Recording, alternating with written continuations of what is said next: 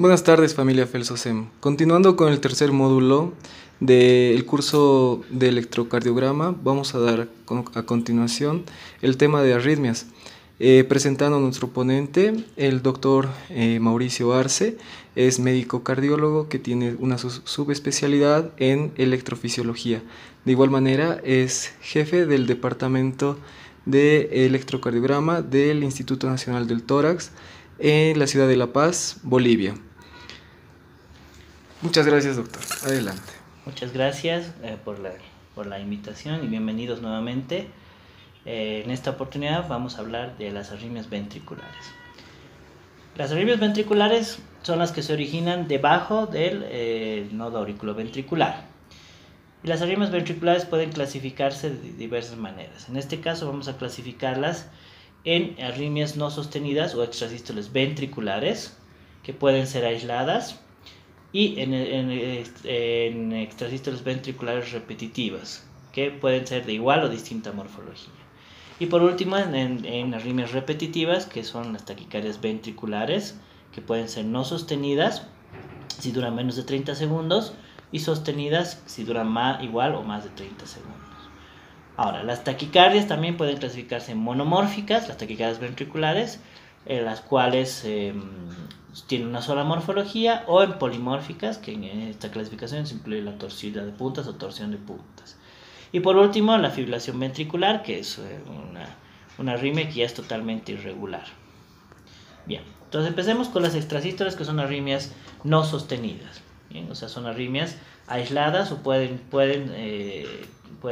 presentarse en 2 o 3 latidos. Después de 4 latidos ya se considera taquicardia no sostenida. La extrasístole ventricular se caracteriza por ser un latido ancho y adelantado en relación al ritmo de base. Toda extrasístole es un latido adelantado. Ya por definición, un extrasístole es un latido adelantado. En el caso de la extrasístole ventricular es un latido ancho en relación al ritmo de base, que generalmente es mayor a 120 milisegundos, porque justamente su origen es ventricular, y que tiene pausa compensatoria completa en general. Esto no es una condición sine qua non.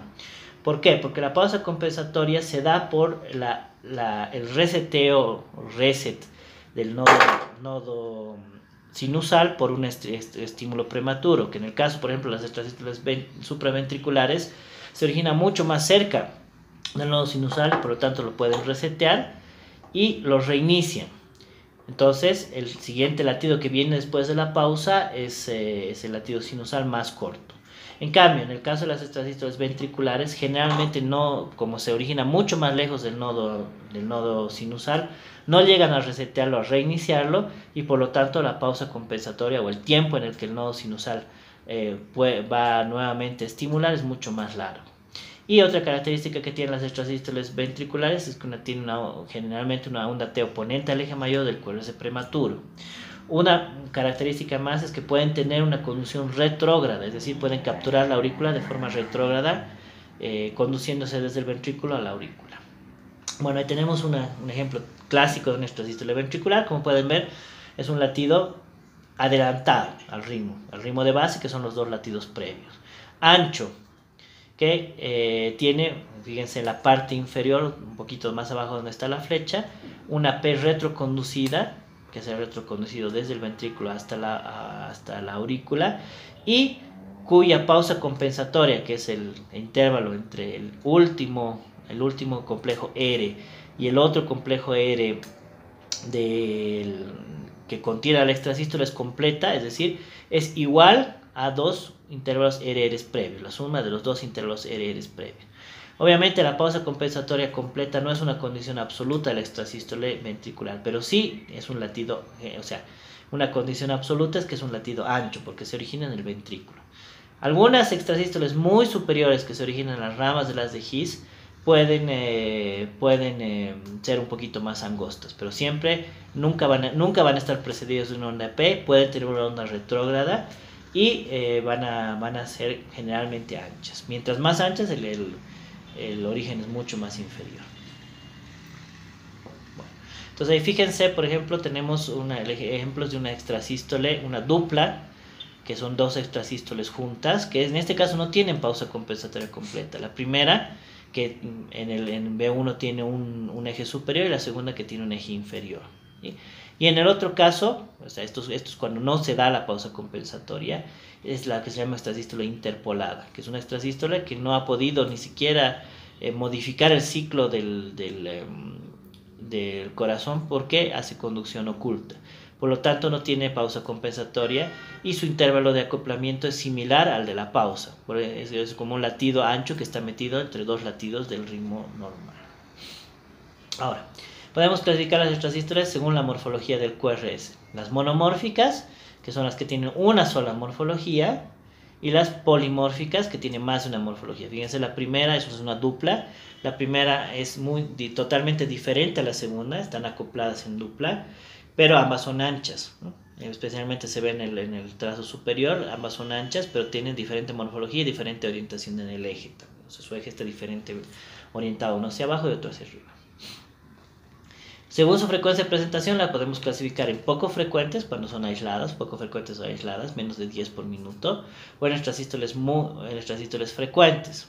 En este caso es una extrasístole bigeminada, ¿no? Cuando se presenta frecuentemente en el trazo, ya sea electrocardiográfico de Holter, tenemos que son extrasístoles frecuentes. Por su frecuencia de presentación, podemos clasificarlas en duplas cuando están pareadas. Fíjense, el primer latido es un latido sinusal, el segundo latido es una extrasístole con su P retroconducida y aparentemente no tenemos antes una pausa compensatoria. Después hay un latido sinusal, otra extrasístole con una P mucho más clara retroconducida, luego un latido sinusal y dos extrasístoles pareadas. Entonces, cuando tenemos dos extrasístoles juntas se llama dupla. En la parte inferior tenemos tres extrasístoles, se llama tripleta. Algunos autores ya consideran que eso es una taquicardia no sostenida. Y a partir de 4 extrasístoles juntas se llama taquicardia ventricular no sostenida. Si esta dura hasta 30 segundos, se llama no sostenida. Y si dura más de 30 segundos, se llama taquicardia. Vamos a tener, se clasifica en extrasístole precoz. El intervalo de acoplamiento es la distancia que hay entre el último latido sinusal y la extrasístole, ¿no? Entonces, o ligadura, intervalo de acoplamiento o ligadura. Podemos la podemos clasificar con intervalo de acoplamiento precoz y con intervalo de acoplamiento tardío. Ahora, cuando el intervalo de acoplamiento es muy precoz, puede producirse una cosa que se llama fenómeno R sobre T, que puede desencadenar por actividad desencadenada una taquicardia ventricular. Y cuando tenemos una extrasístole más tardía, pero sigue siendo un latido anticipado, tenemos un intervalo de acoplamiento tardío. Aquí tenemos que hacer mucho el diagnóstico diferencial con la parasistolia, que no sea una extrasistolia, sino sea una parasistolia, de la cual ya hemos hablado y vamos a hablar después, viendo que tengamos intervalos de acoplamiento fijos o variables. Ahora, como hemos visto, cuando las extrasístoles que se meten o están en medio de dos complejos que no tienen pausa ni siquiera completa o incompleta y cuyo intervalo de acoplamiento es muy fijo y además si se fijan la extrasístole está más o menos a la misma distancia entre uno y otro complejo QRS, como si estuvieran metidas en el complejo QRS. Ellas se llaman extrasístoles interpoladas. Y las extrasístoles son extrasístoles tardías que no llegan ni siquiera a capturar ni a resetear, ni siquiera de forma incompleta al nodo sinusal. Ahora, hablando de la parasistolia es un latido anticipado, pero cuya ligadura es variable. Fíjense, el primer latido, ahí se ve muy claramente el primer latido y el tercer latido, que son más o menos parecidos, y el otro latido, el tercero, tiene un intervalo de acoplamiento más corto. El cuarto latido es un latido de fusión. El latido de fusión es como su nombre lo dice, es un latido en el cual el estímulo procedente del nodo sinusal y el estímulo procedente del foco protegido, que es en el caso del original de la parasistolia, estimulan al ventrículo de forma igual, ¿ya? Uno por su parte y otro por la otra parte. En este caso, el latido de función es mucho más angosto. Quiere decir que la mayor parte del ventrículo ha sido estimulada por el latido que viene del sistema normal de conducción o del nodo sinusal, y parte ha sido estimulada por el estímulo que ha salido de la parasistolia. Luego el siguiente, que está marcado con un asterisco, un latido ancho nuevamente con un intervalo muy diferente al que tenemos en el latido previo, y el otro igual. Entonces eso es la parasistolia. La parasistolia básicamente es un foco protegido que adquiere automatismo, que tiene protección de entrada pero no de salida.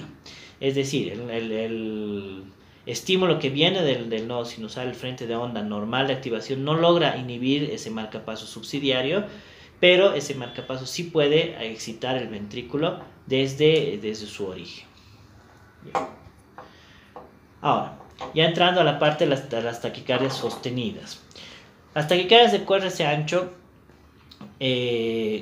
según su prevalencia, que son la mayoría de taquicardias ventriculares, el 81% de estas taquicardias de QRS ancho son taquicardias ventriculares. Peor todavía si tenemos antecedente de infarto miocardio, el 96% son taquicardias ventriculares. Un 14% de estas taquicardias de QRS ancho son con taquicardias supraventriculares con conducción aberrante, con bloqueo de rama previo, y un 5% son producidas por mecanismos de preexcitación, es decir, la taquicardia antidrómica. Entonces, las taquicardias de QRS ancho se pueden clasificar en dos tipos: taquicardias regulares con RR constantes o taquicardias irregulares con RR variables. Fíjense aquí hay una taquicardia de QRS ancho con un RR constante. Y esa es una taquicardia con un RR irregular, o sea, una taquicardia multifocal irregular. Antes de seguir con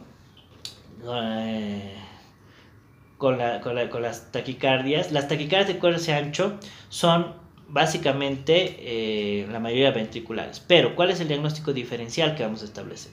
La más común es la taquicardia ventricular monomórfica.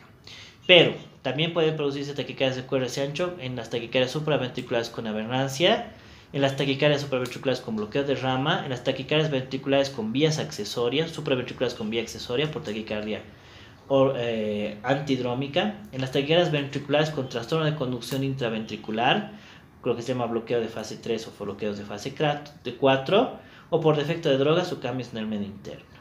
Pero ojo, cuando tengamos una taquicardia de QRS ancho, es ventricular hasta que se demuestre lo contrario. Es decir, lo primero, como hemos visto en las diapositivas previas, que las taquicardias ventriculares son las más comunes taquicardias de QRS ancho, lo primero que tenemos que pensar ante una taquicardia de QRS ancho es que es una taquicardia ventricular y tratar de demostrar de que no es. Pero siempre se tiene que asumir que es una taquicardia ventricular de inicio. Esa es una cosa clave para analizar las taquicardias de QRS ancho. Siempre asumimos que es ventricular y lo que tenemos que demostrar es que no es ventricular.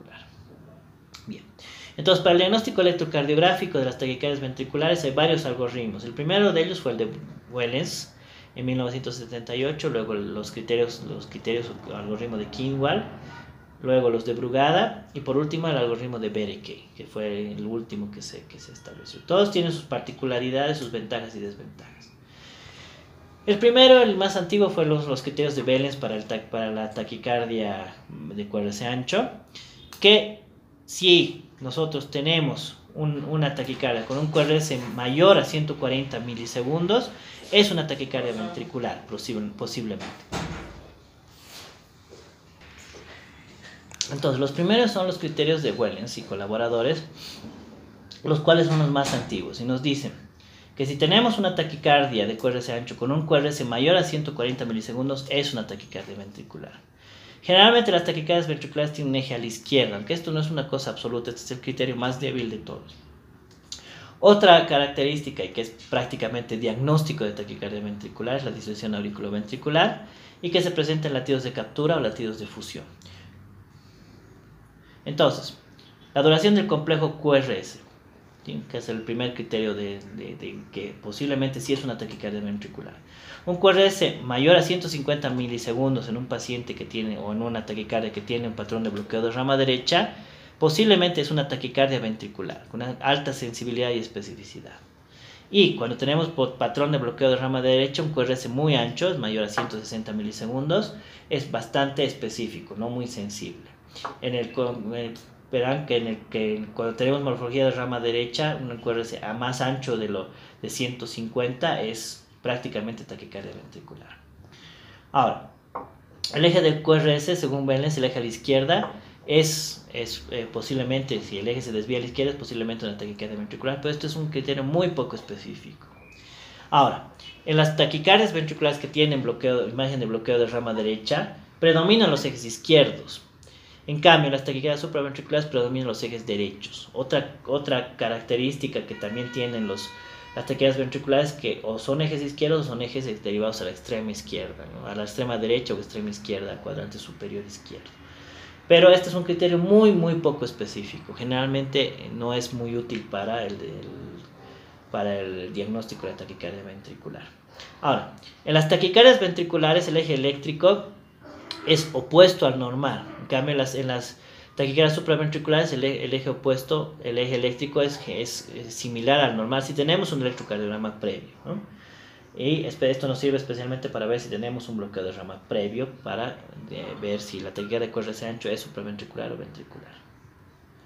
La disociación auriculoventricular, este es el criterio más específico que hay. Si tenemos disociación auriculoventricular en la taquicardia de QRS ancho, prácticamente el diagnóstico está hecho.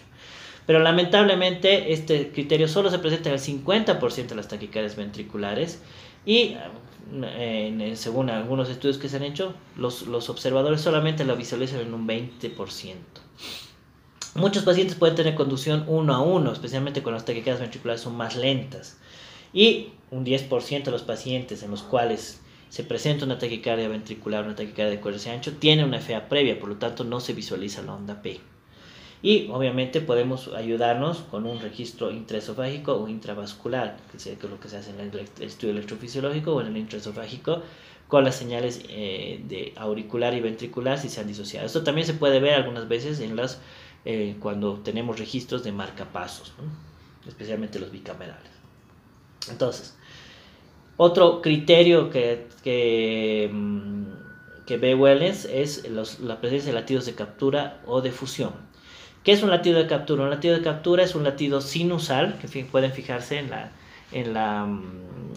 el trazado inferior, que entra o captura al ventrículo durante el contexto de la taquicardia. Es decir, un latido que pudo pasar el sistema de conducción, pudo inhibir la taquicardia y por lo tanto captura el ventrículo desde el sistema de conducción normal.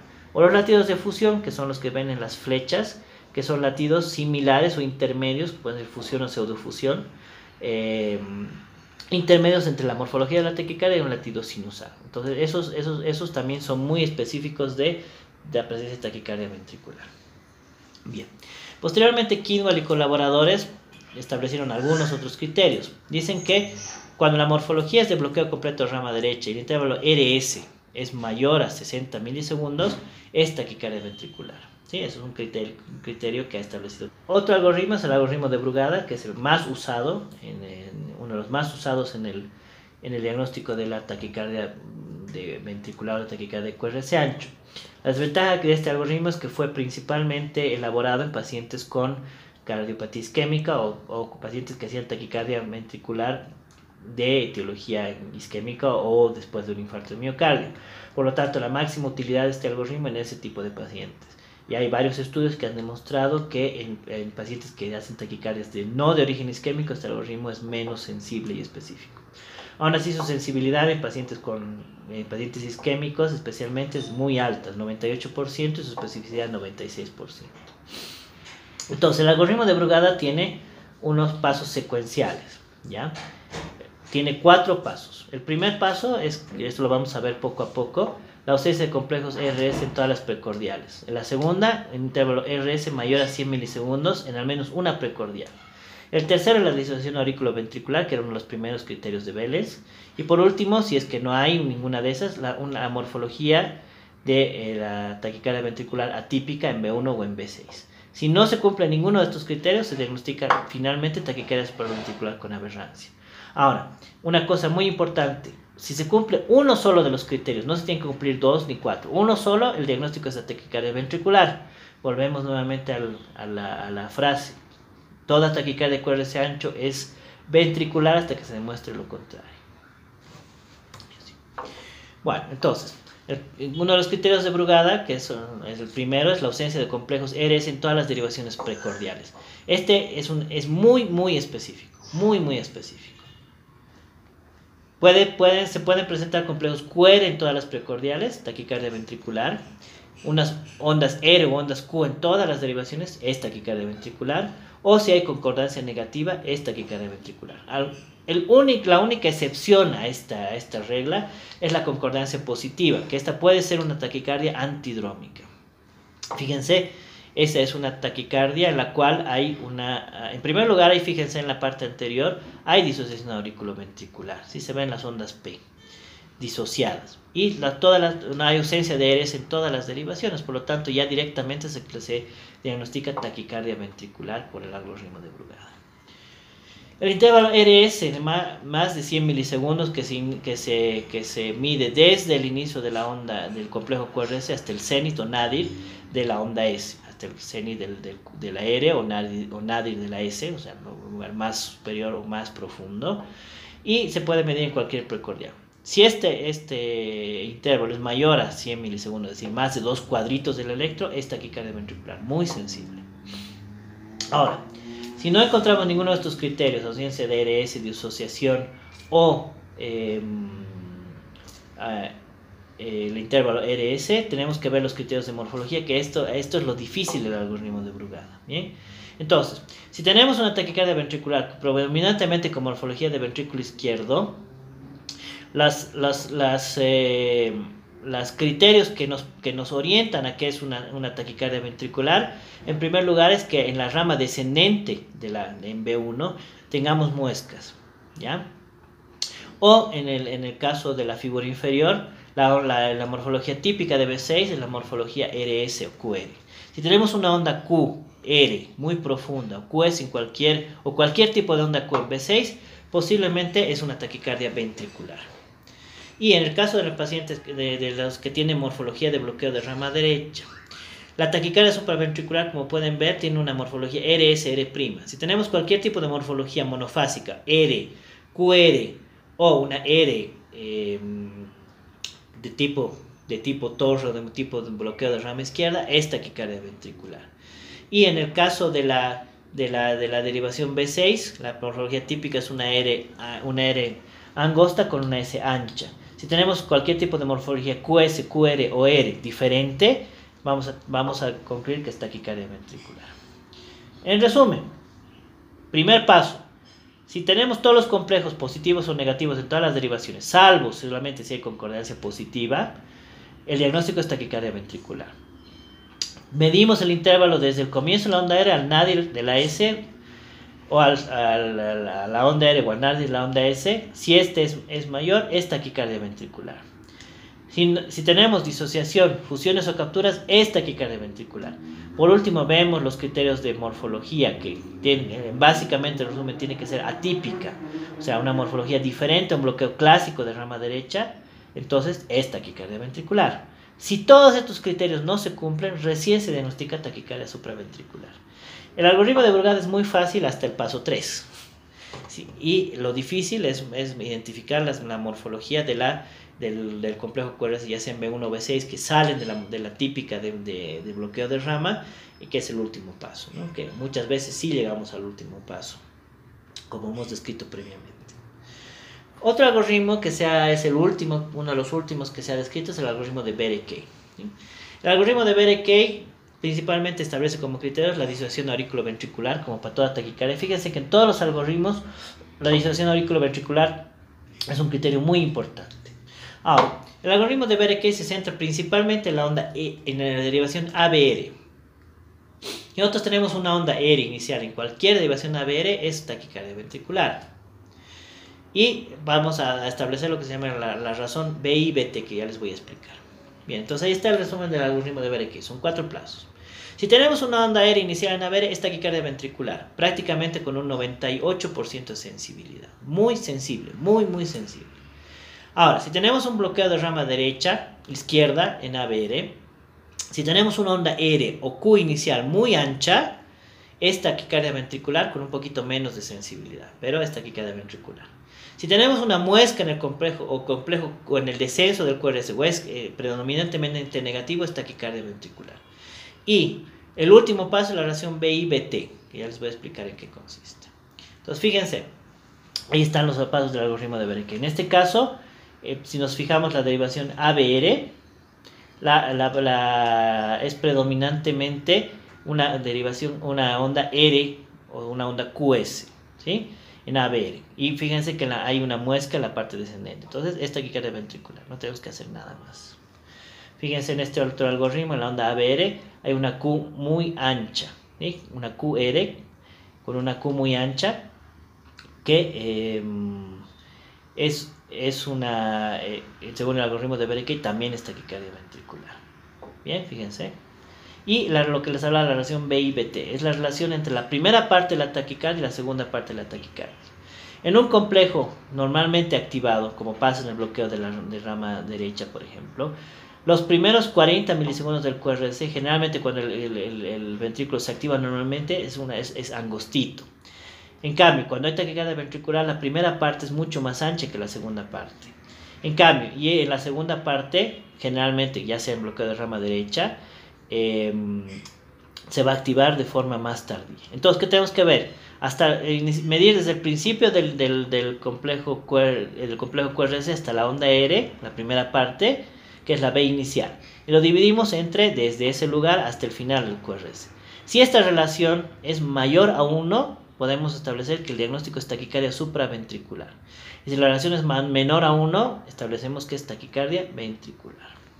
Fíjense, aquí está nuevamente. En el caso de las taquicardias supraventriculares, siempre la primera parte es más, la activación inicial es mucho más lenta, o más rápida, perdón. En caso de la taquicardia ventricular es mucho más lenta. Entonces tenemos que hacer esa relación. Desde el inicio del QRS hasta la mitad, en el caso, por ejemplo, aquí tenemos una negativa, del inicio a la mitad y luego de la mitad hasta el final del QRS. ¿Sí? Fíjense que en el caso de la taquicardia ventricular es mucho más lenta la activación, o sea, mucho más lenta la activación inicial que en el caso de la taquicardia supraventricular. Pero tenemos que darnos el trabajo de medir y dividir. Y si tenemos esa relación que les he explicado, diagnosticamos taquicardia ventricular. Bien.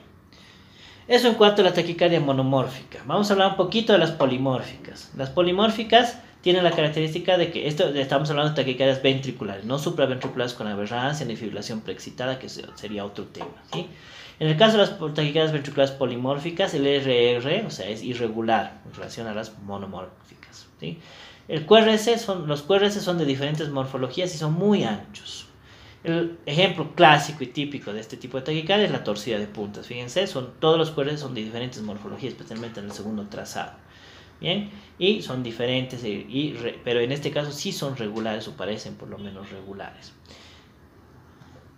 Fíjense, esto es una torcida de punta, que es el ejemplo típico, que se genera por una extrasístole, que es un fenómeno R sobre T sobre un QT prolongado, y genera esa taquicardia polimórfica de QRS ancho muy rápida, que es la torcida de puntas típica. Ahí tenemos otro ejemplo de un paciente ritmosinusal que hace una torcida de puntas y por último tiene una fibrilación ventricular que es cardiovertida o desfibrilada y sale en ritmosinusal. La torcida de puntas se llama así porque parece una trenza, ¿no? O sea, los complejos disminuyen y aumentan de amplitud de forma regular. Y obviamente el resultado de este tipo de taquicardia, bueno, de otras, va a ser la fibrilación ventricular. La fibrilación ventricular es la arritmia más grave de todas y el paciente que entra en fibrilación ventricular prácticamente está en paro cardiorrespiratorio. Es igual a paro cardiorrespiratorio. ¿Bien? Entonces, se caracteriza por tener un RR irregular, totalmente desordenado. Prácticamente no hay morfología alguna del QRS. Y todos pueden ser de diferentes morfologías, amplitudes y demás. Generalmente esto se da por reentrada aleatoria desordenada en el ventrículo y es una condición obviamente muy grave. Fíjense, hay un ejemplo de una fibrilación ventricular en la cual no podemos establecer ni siquiera dos morfologías distintas, parece incluso solamente un trazado vibrado, pero el paciente está comprometido hemodinámicamente y bueno, llega al paro cardíaco, ¿verdad? Fíjense acá un ejemplo. Hay el inicio de una actividad eléctrica desordenada que antes se llamaba, algunos todavía lo siguen llamando aleteo ventricular. Por último, una actividad eléctrica desordenada muy fina y por último la sistolia. Algunas situaciones especiales, el ritmo ventricular acelerado, taquicardia ventricular lenta. Tienen las mismas características que una taquicardia ventricular, pero no llega a una taquicardia. Y esto es muy frecuente en el posterior a a la reperfusión de infarto de miocardio, o sea, especialmente de forma farmacológica, que incluso un criterio de reperfusión la aparición de este ritmo, o algunas veces de forma mecánica, y también en pacientes que tienen intoxicación digitálica. Otra situación es la taquicardia bidireccional, que es una taquicardia en la cual es como un bigeminismo, pero los ejes de ambos cuerdas están, uno es superior, el otro es inferior, uno es superior y el otro es inferior, llegando a un ritmo de taquicardia. Este es clásico de la intoxicación digitálica, puede ser desencadenada por la taquicardia catecolaminérgica y mucho menos frecuente por miocardiopatía severa o idiopática. Esto es obviamente una arritmia clásica y grave de la intoxicación digitálica. Mucho más rara es la taquicardia catecolaminérgica, y esta taquicardia en ese caso se desencadena por ejercicio. Bueno, muchas gracias. Espero que hayan podido hacer un repaso y hayan podido comprender bien la parte de arritmias ventriculares. Muchas gracias, doctor. Vamos a continuar entonces con la siguiente parte. Bienvenidos, vamos a hablar sobre mecanismos arritmogénicos. Arritmia, como su nombre lo dice, sin ritmia, ritmo, o sea, son alteraciones del ritmo cardíaco, que pueden ser ya sea alteraciones de ritmos cardíacos lentos o alteraciones de ritmos cardíacos rápidos. Los ritmos cardíacos lentos se denominan bradiarritmias y los ritmos cardíacos rápidos se denominan taquiarritmias. Entonces, en esta clase vamos a hablar básicamente de los mecanismos que producen las arritmias, los mecanismos fisiopatológicos de la producción de arritmias cardíacas. Entonces, como les he mencionado, las arritmias se clasifican en arritmias lentas, que son las bradiarritmias, arritmias rápidas, que son las taquiarritmias, y por su frecuencia se pueden clasificar en arritmias aisladas y repetitivas, entre las cuales están las no sostenidas, que son arritmias que se presentan solamente 1 o 2 latidos, y las arritmias sostenidas. Las no sostenidas son arritmias que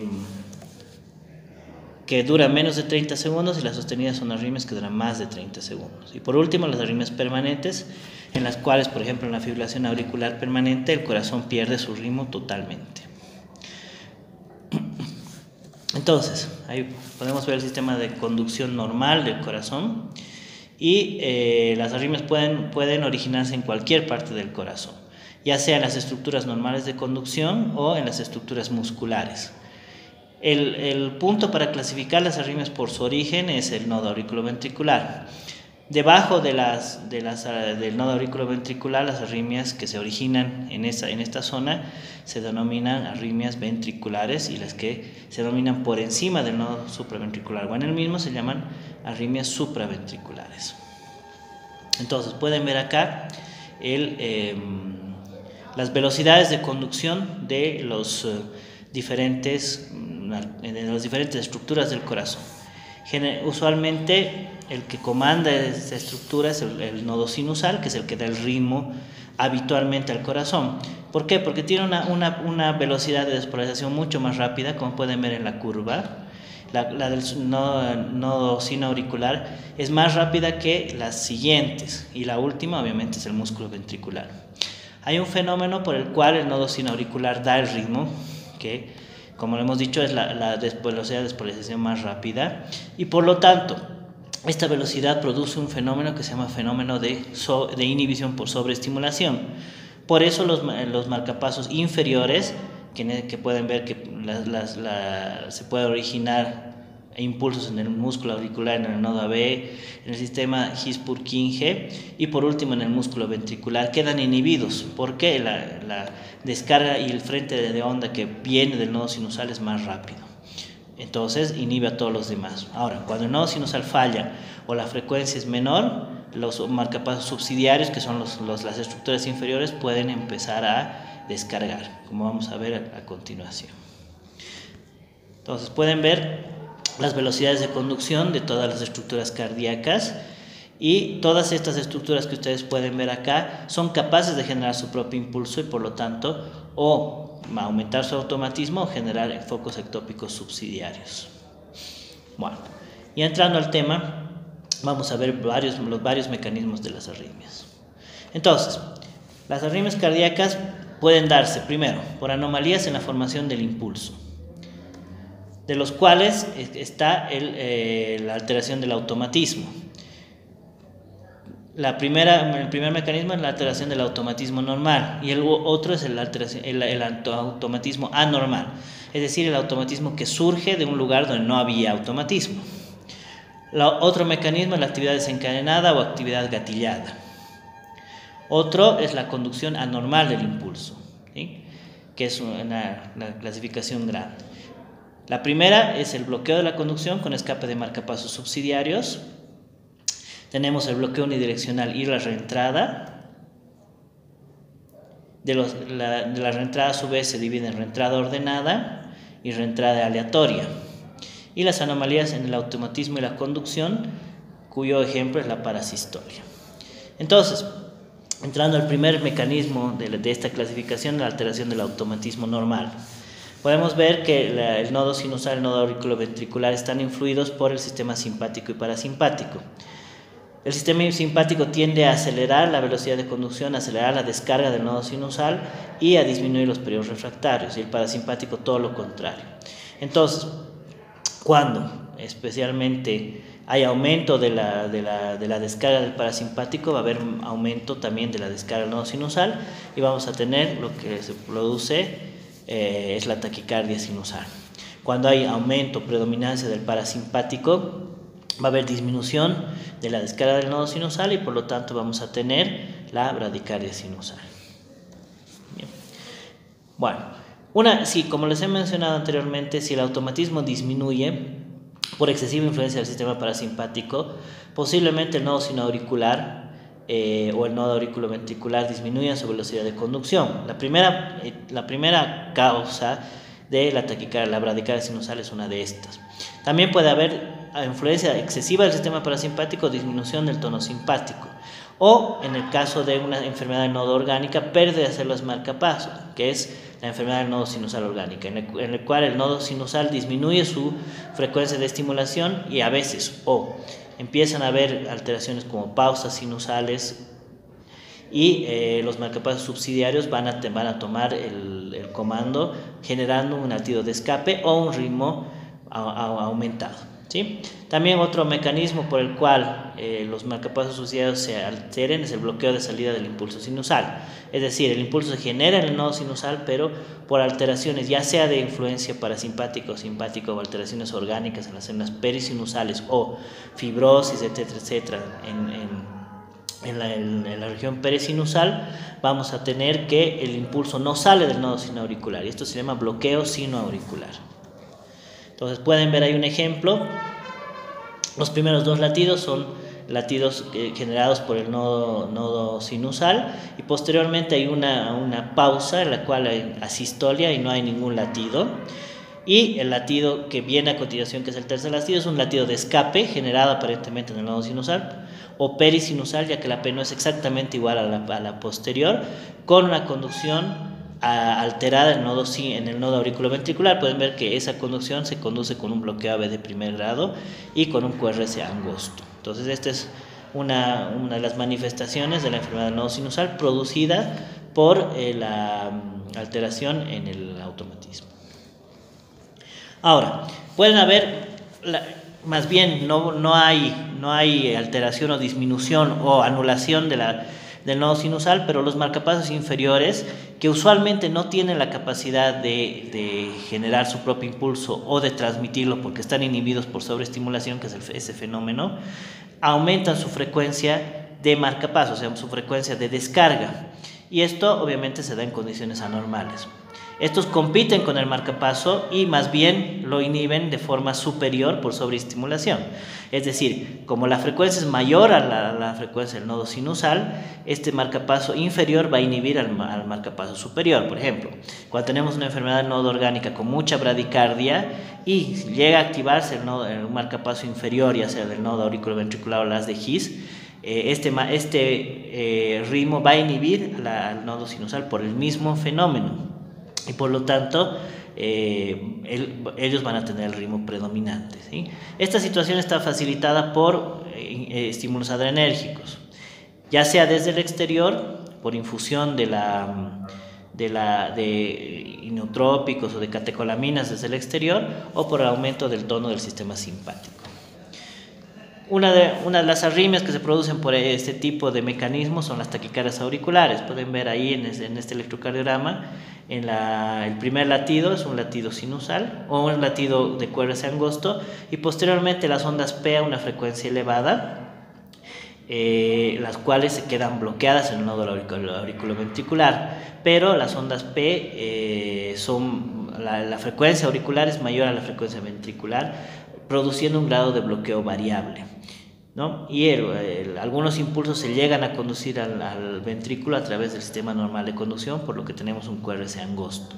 Entonces, la activación de un marcapasos subsidiarios, por ejemplo, causa de este tipo de arritmias, que son las taquicardias auriculares automáticas, que generalmente son monofocales, y dependiendo de la función del nodo auriculoventricular, pueden hacer ciertos grados de bloqueo, conducirse a 1 a 1, por lo cual es difícil de diferenciarlas con un aleteo auricular o con una fibrilación auricular. Estos focos son automáticos y no se alteran por los extraestímulos y no se pueden encarrilar. Y una vez que esta taquicardia se corta, ya sea por cardioversión, principalmente eléctrica, inicialmente se corta y vuelve nuevamente a reactivarse, porque es un mecanismo automático, no un mecanismo de reentrada.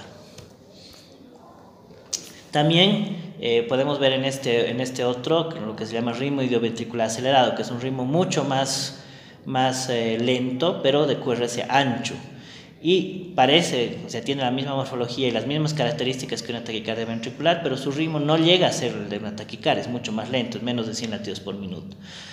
Esto se debe a la activación por un marcapasos subsidiario desde un foco mucho más inferior en el ventrículo, que produce una descarga produciendo una descarga con un QRS ancho. Fíjense, el cuarto latido es un latido de captura, es decir, en algún momento el frente de onda proveniente del nodo sinusal ha podido capturar o activar el ventrículo, y posteriormente los que activan el ventrículo son los impulsos originados desde el ventrículo. Bien. Bueno, el automatismo anormal se potencia por presencia de potenciales diastólicos disminuidos, y están generados principalmente por corrientes de entrada de calcio, más que corrientes de entrada de sodio. Existe una pérdida del potencial de reposo diastólico y sustituido por una pendiente despolarización que da un potencial de acción que alcanza un umbral, y por lo tanto el umbral es más fácil de alcanzar en el potencial de acción del marcapasos subsidiario. Ahora, la frecuencia de este foco automático dependerá del potencial diastólico, y va a haber un fenómeno de supresión por sobreestimulación de parte del nodo sinusal escaso o nulo, o sea, no va a ser suprimido y más bien posiblemente pueda ser al revés, que este marcapasos subsidiario que está activándose más bien suprima el nodo sinusal. Fíjense, esta es una de los mecanismos de la taquicardia auricular monofocal, que es este electro. Los primeros latidos que son de taquicardia son latidos que parecerían que fueron una taquicardia supraventricular, pero tienen fenómeno de calentamiento en ese caso, ¿no? De enfriamiento. Y luego se cesa la taquicardia y posteriormente el ritmo sinusal normal. El siguiente mecanismo que vamos a tocar es el mecanismo llamado actividad gatillada o actividad desencadenada. Esta es una arritmia, la arritmia se genera dependiente de postpotenciales. ¿Y qué es un postpotencial? Un postpotencial es la oscilación anormal del potencial de acción, que puede alcanzar un cierto umbral y dar lugar a otro potencial de acción, que a su vez genera otro postpotencial y hace una respuesta desencadenada, una respuesta repetitiva propagada, como dice su nombre, es desencadenada. Entonces el postpotencial desencadena otro y este desencadena otro, y es una cadena que va a generar la taquiarritmia, ¿no? Ahora, a diferencia con el aumento del automatismo, el potencial necesita de un potencial previo que lo desencadene, pues se llama postpotencial. En cambio, el automatismo anormal no necesita ningún estímulo propio y puede darse de forma espontánea. Hay dos tipos de postpotenciales, los potenciales precoces y los potenciales tardíos. Fíjense, esa es una representación esquemática de un postpotencial. Ahí está el primero, la figura rosada, es un potencial normal. Y posteriormente, en la figura roja, ese es el postpotencial que llega a un umbral determinado y desencadena una actividad propagada. Entonces, existen dos tipos de postpotenciales, los postpotenciales precoces y los postpotenciales tardíos. Los precoces, que son los que pueden ver en la figura, aparecen generalmente en la meseta o en la rama descendiente del potencial de acción. El primero es el potencial de acción, en la figura el primero es el potencial de acción y el resto los postpotenciales. Se dan principalmente por incremento de corrientes de sodio y potasio y se pueden dar por fármacos que alargan el QT, por hipocalemia, hipoxia, aumento de la presión parcial de dióxido de carbono, concentraciones elevadas de catecolaminas, ya sea infundidas o intrínsecas. Ahora, estos postpotenciales son favorecidos por bradicardia y por pausas y eliminados por frecuencias altas, lo cual es un punto clave en el tratamiento, por ejemplo, la torcida de puntas o el desencadenamiento nuevo de la torcida de puntas, en lo cual lo que se hace para evitar la aparición de esto cuando se dan secundarias a un QT prolongado es estimular con un marcapaso transitorio a una velocidad mayor, a una frecuencia mucho mayor a la frecuencia de base, y por ende se va a inhibir la aparición de estos postpotenciales. Ahora, como hemos dicho, la sobreestimulación suprime esta arritmia porque no puede reanudarse el latido que le siga la pausa post-cese de arritmia. Ese es un ejemplo de una torcida de puntas, que es una arritmia ventricular multifocal, en la cual, fíjense, el latido, la extrasístole, genera un postpotencial generando un fenómeno R sobre T, y posteriormente se desencadena la taquicardia multifocal, que es la torcida de puntas. Es el mecanismo clásico de este tipo o la arritmia clásica de este tipo de mecanismo. Los postpotenciales tardíos se producen cuando ya se ha completado la repolarización, o sea, son posteriores a la repolarización. Estos básicamente se relacionan con la sobrecarga intracelular de calcio, no influye el sodio. Pueden desencadenarse básicamente secundarios a la toxicidad digitálica, que es lo más común, o acción de catecolaminas, o en infarto de miocardio o en isquemia aguda, en situaciones de isquemia reperfusión. Y el aumento de su frecuencia o la disminución del acoplamiento de un extraestímulo previo da lugar a su propagación y por lo tanto a una actividad desencadenada y una taquicardia. En este electro pueden ver una de las manifestaciones más graves de una intoxicación digitálica, que se llama taquicardia ventricular bidireccional, que fíjense, el primer latido es especialmente la tira de abajo, el primer latido tiene orientación superior, el segundo inferior y así sucesivamente. Esto es clásico de la intoxicación digitálica y de la taquicardia polimórfica catecolaminérgica, que se desencadena también por aumento de las catecolaminas o por influencia de las catecolaminas, que es menos común que la situación de una intoxicación digitálica. Este tipo de mecanismos da origen a este tipo de taquicardias. Y otra arritmia cuyo responsable puede ser la actividad desencadenada tardía o la del bigeminismo ventricular, aunque también es posible que esto sea por reentrada o por parasistolia.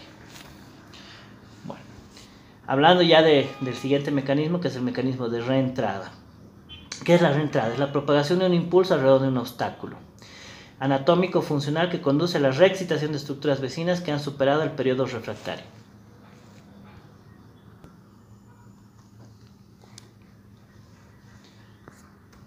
Entonces, esto se ha investigado inicialmente en el tejido muscular de la medusa y en el cual se ha podido desencadenar una actividad muscular, una contracción muscular para que se asimilaba a un mecanismo de relojería. O sea, se ha podido desencadenar una reentrada.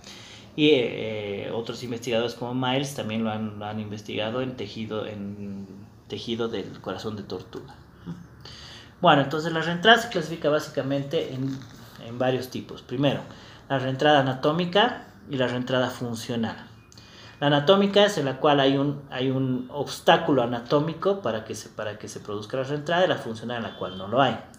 También podemos clasificarla en reentrada fija y reentrada aleatoria. La reentrada fija es un circuito fijo y establecido. La reentrada aleatoria es el mecanismo que desencadena, por ejemplo, una de las teorías del desencadenamiento de la fibrilación auricular, que no es una reentrada que se queda en el mismo lugar, sino se puede originar en varios lugares. Entonces, la reentrada por movimiento circular es la reentrada más típica, la más clásica y la más didáctica de todos los mecanismos de reentrada. Es la más entendible y es la que más vamos a explicar.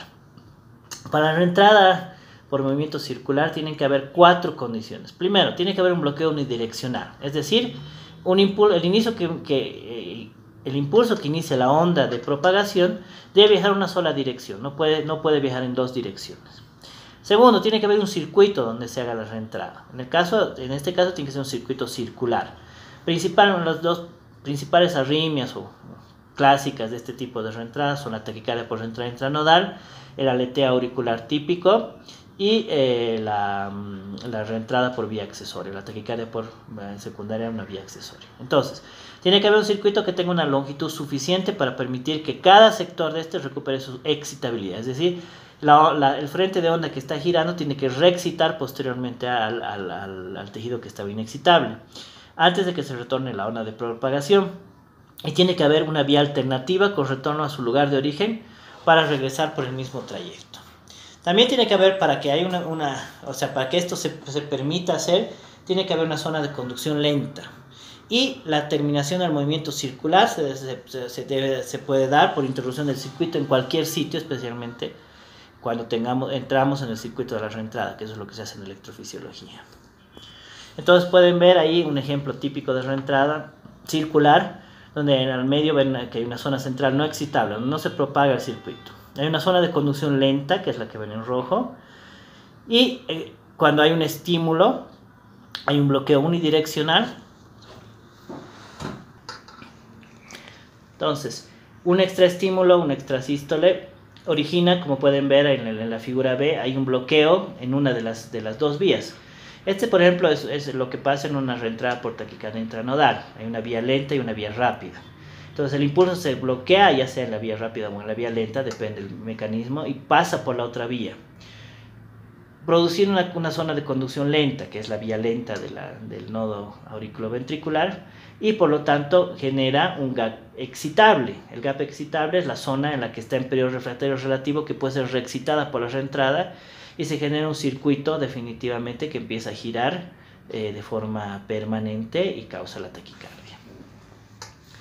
Ahí está lo que se llama el gap excitable, que es el lugar que está entre la cabeza o el frente de onda y la cola de la onda, que es el tejido que está en periodo de refractario relativo y por lo tanto puede estar reexcitado por la reentrada. Ese es el mecanismo típico.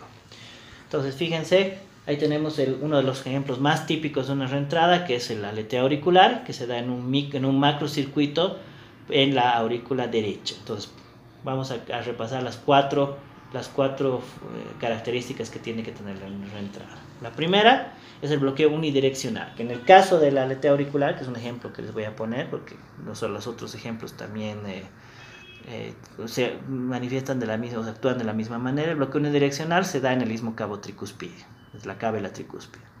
Luego tenemos un circuito que es toda la aurícula derecha, que es un circuito bastante amplio para permitir la reentrada. Tenemos una zona de conducción lenta, que es el istmo cabo tricúspide, que es como un desfiladero por donde el impulso va a conducirse de forma más lenta. Y por último, podemos terminarlo por interrupción en cualquier lugar del circuito. Esto se hace, por ejemplo, en el estudio electrofisiológico, produciendo sobreestimulación o produciendo encarrilamiento y luego interrupción del circuito. Los otros tipos de reentrada son la reentrada funcional. En este caso no existe una barrera anatómica. Fíjense la figura, la primera es una reentrada de forma anatómica y la segunda es una reentrada funcional. En el circuito de la reentrada funcional se completa esto en la periferia. O sea, la reentrada está en la periferia y en la parte central, el circuito, que no es una zona inexcitable, anatómica, pero sí funcional, se produce por las ondas hijas no reentrantes. En este caso no hay un gap excitable, es decir, no hay una cabeza y una cola en la cual se pueda entrar, ¿sí? Y el tiempo de revolución es proporcional al periodo refractario de la reentrada. Pues este es el mecanismo de producción de taquicardias ventriculares en zonas de tejidos sobrevivientes de infarto de miocardio. las cuales van a producir taquicardias ventriculares monomórficas, porque hay una zona funcional en la que hay tejido que está prácticamente muerto y otro no, o está digamos, invernación o atontamiento. Entonces puede producirse en tejido superviviente del infarto de miocardio sin que exista fibrosis. Otro tipo de reentrada, la reentrada aleatoria, que es uno de los mecanismos propuestos, o sea, propuesto antiguamente para la generación de la fibrilación auricular. Ahora, obviamente la fibrilación auricular es no sé exactamente, actualmente no se sabe con certeza cómo se genera, pero en el caso de la reentrada aleatoria, que es uno de los mecanismos más clásicos de la generación de la fibrilación auricular, hay varios circuitos simultáneos que se van cambiando de tamaño y localización, que esto también implica la existencia de rotores, de los cuales vamos a hablar después. Entonces, este tipo de entrada está muy relacionado en el génesis de la fibrilación auricular. Bueno, ahora, si todavía no hemos entendido, vamos a repasar esto de la reentrada. La reentrada fija, como pueden ver, es una reentrada que va constantemente en un solo circuito. Como verán, ahí están los mecanismos de la reentrada, hay un extraestímulo que va por una vía lenta en la cual se bloquea y luego sube por la vía rápida y se genera la reexcitación del ventrículo en el mismo. Este es el mecanismo, por ejemplo, de la taquicardia por reentrada intranodal. Entonces espero ya que con la tortuguita y el conejo lo puedan entender si no lo han entendido hasta ahora. Bien, ahí está una taquicardia por reentrada intranodal. Fíjense que es constante el circuito y es un circuito fijo y de velocidad constante. Bueno. Ahora, otros tipos de reentrada son la reentrada en forma de 8, que se da igual que la reentrada funcional, es un tipo de reentrada funcional que se da en áreas supervivientes de infarto de miocardio. Entonces el latido que entra al circuito produce un frente de onda que circula en ambas direcciones esta vez, o sea, como si fueran dos círculos, pero alrededor de una línea de bloqueo funcional, no anatómica, para posteriormente tomar un solo camino al sitio distal, como ven en la figura, y esta reentrada luego atraviesa el arco de bloqueo para reexcitar el tejido proximal. O sea, es exactamente como su nombre lo dice, en forma de un 8. Y este frente de onda reentrante circula en sentido horario y antihorario alrededor de los dos arcos de bloqueo. Estas son formas de reentrada más complicadas de entender y menos clásicas que la reentrada circular. Y como les digo, tanto la reentrada funcional como la reentrada en forma de 8 son características de las taquicardias que se generan post-infarto de miocardio. Otro mecanismo de reentrada es la reentrada de tipo rotor, que esta igual es una reentrada aleatoria que se da en los pacientes que tienen fibrilación auricular. Esta es una forma particular de reentrada funcional, que como pueden ver en la figura A, son ondas espiraladas, ¿sí? Se da por ondas espiraladas en el corazón, parecidas a las observadas en los huracanes, en los que no existen núcleos orgánicos, sino el núcleo de la reentrada es la propia rotación del rotor. Entonces, este es uno de los mecanismos, como les he dicho, para el desarrollo de la fibrilación auricular. En la figura A pueden ver la reentrada. En la figura B pueden ver cómo ese es el núcleo de la reentrada de forma bidimensional, y en la figura C la forma tridimensional. Bueno, y ahora vamos a hablar como un último mecanismo de la parasistolia. En condiciones normales, como les hemos explicado al principio de la clase, los marcapasos del corazón no son despolarizados por el frente de onda que viene del nodo sinusal o marcapaso superior y se llevan a su condición inicial, es decir, no se activan. ¿Bien? Ahora, cuando existe un tejido con propiedades automáticas, es decir, esta es una combinación entre una reentrada y un foco automático. Algún tejido en el ventrículo se genera de forma automática, pero este se encuentra protegido de ser despolarizado por un obstáculo anatómico. Entonces está protegido de su despolarización por el frente de onda del nodo sinusal. Y cuando hay un foco anatómico rodeado por tejido necrótico o dañado, se genera un bloqueo de entrada, pero no de salida. Y esto es el mecanismo típico de la parasistolia. La parasistolia son latidos prematuros, parecidos a las extrasístoles, pero que tienen ligadura variable, que pueden tener fusión y tienen intervalos interectópicos que son múltiplos de un denominador común. Entonces, este es un ejemplo de una parasistolia. Es un ejemplo de una parasistolia, fíjense, ahí está el ritmo de base, que es el primer latido, y hay una que aparentemente es una extrasístole. El intervalo de acoplamiento ligadura es la distancia entre el latido normal o latido sinusal y la extrasístole. Fíjense que en el primer latido hay una distancia, en el segundo latido la distancia es diferente. En el tercer latido hay un latido de fusión, ¿sí? o de fusión, el cuarto lo mismo. Y fíjense en la parte inferior, los intervalos RR son similares, ¿sí? El primer intervalo es entre dos extrasístoles, y el otro, el que parece que fuera una extrasístole, es un intervalo que está en concordancia o es un múltiplo del intervalo RR anterior. Ahora fíjense entre las extrasístoles, que son las que están marcadas con las flechitas o las rayitas rojas, los intervalos de acoplamiento de ligadura son diferentes en relación al primer latido, al segundo latido. Fíjense, es mucho más largo el intervalo de acoplamiento. Y si nosotros usamos un compás y vamos viendo los intervalos, siempre van a ser múltiplos entre sí. Es decir, es un foco propio que está protegido de la despolarización. Ahora, si bien en algunos casos puede estar protegido, en otros casos el impulso que sale del foco parasistólico puede estimular parcialmente el ventrículo, fusionándose con el frente de onda que viene del nodo sinusal, y por lo tanto genera un latido de fusión. Y algunas veces puede tener igual capturas, que es decir, que el intervalo, a pesar de que salió del foco parasistólico, no llegó a estimular el foco, lo estimuló por conducción oculta, y el frente de onda es el que estimula. Entonces tenemos latidos de captura y de fusión con intervalos de interacoplamiento diferentes. Bueno, es un resumen de los mecanismos de las arritmias, los principales y básicos, para que puedan ustedes comprender el resto de las clases. Muchas gracias por su atención.